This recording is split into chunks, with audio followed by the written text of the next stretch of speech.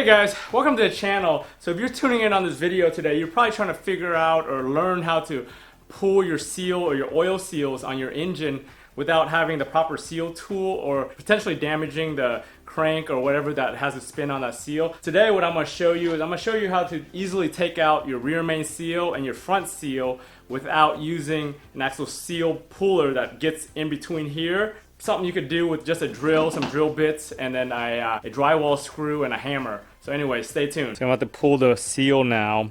I don't have a seal puller with me because the seal puller is designed to not scratch the shaft. What I'm going to do is I saw a rig on YouTube where a guy just drilled 2 little holes and put a wood screw in there, just enough to grab the seal. I'm going to drill this hole right at the center and try to get the metal part of the seal. Make sure it doesn't slip and hit any of the walls. One hole there.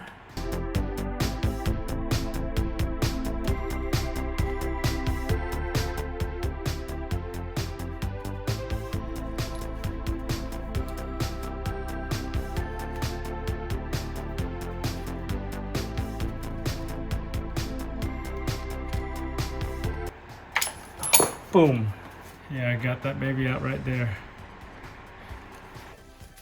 Right here at the bottom somewhere. Try not to score the walls or slip. Oh, there, got it.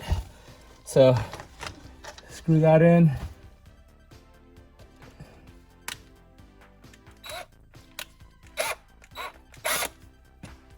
Got that baby in. Try this pry tool first.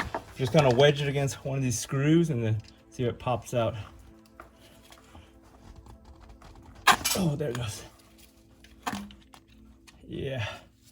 So that was pretty easy. So here's what it looks like when I pulled it out. So I drilled it right there. If you look on the back side of it, so it got it right in the middle of the two, so it didn't really damage anything.